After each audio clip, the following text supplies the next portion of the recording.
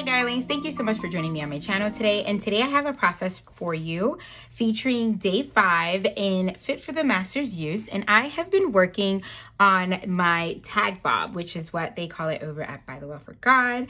I also added this charm along with this fobby bob since the last time you guys saw this. And I am up to day 5, and I'm gonna link below all the other process videos if you have missed any, but I want to focus on a verse that really touched me while I was going through day 5. It was in 2 Corinthians chapter 9 verse 8. And God is able to make all grace abound to you, so that having all sufficiency in all things at all times, you may abound in every good work. So I want to focus on that, and specifically on that word abound. I found a flashcard that has that word and the verse, which was perfect. So I have some things pulled out, like this little bag. So let me go ahead and put you on fast forward and let's dig in. Okay, darling, so I'm going to start off using one of the beautiful pattern papers that is from the coordinating pack. And every tag I've done so far for this kit has one of the papers from this pack, because all of them are super pretty. And what more can you ask for than a beautiful base to get your tag started? Some of you also know that the tag kit is actually sold out, but you can pick up the pattern paper pack and make your own tags in different shapes and sizes, and do something that fits for you. So I'm going to link below that pattern paper pack just in case you want to do that. And then I am going to look at this ribbon that came with the kit, because I actually want to add some texture to the bottom of this. That was my idea, and so you'll see me do that a little bit later. The pattern paper I chose has all of these doctor utensils, and this came from an idea that I got while I was doing my study. Day 5 is about our heavenly coach, and I love the way that these verses spoke to me, because it talks about God equipping us, or already have equipped us and already given us what we need in order for us to be who he wants us to be.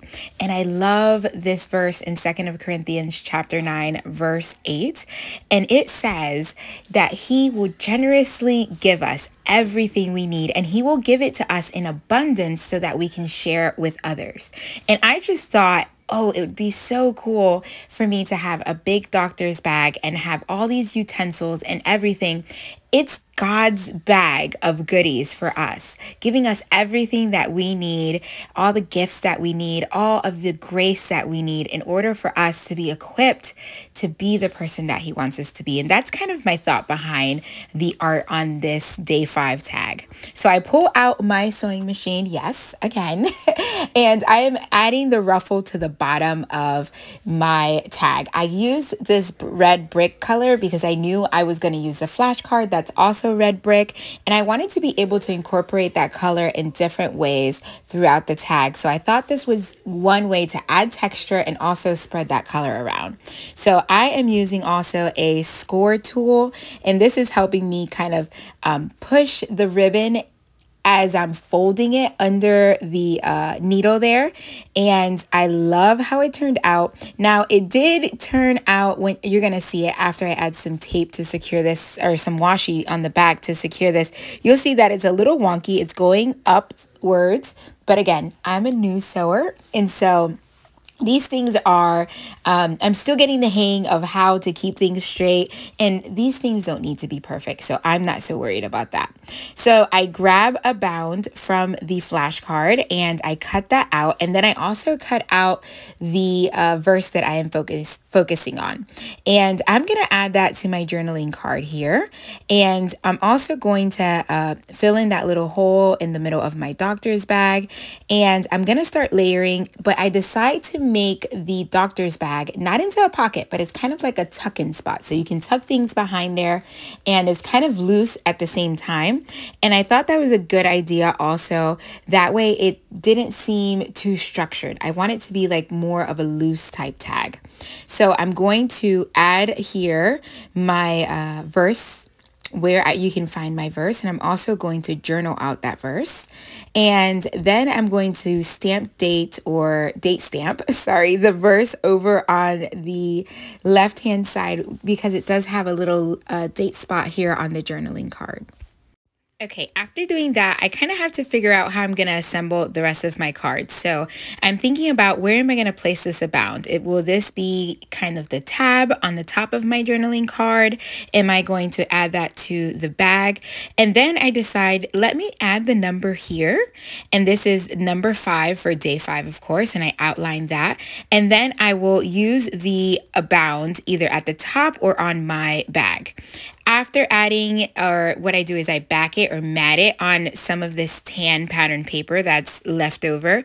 Then I decide that it needs to be popped up in order for it to stand out. And I don't want that at the top, because that means that it's going to create some issues when it comes to the hole and it moving. So I decide to place it on my actual bag.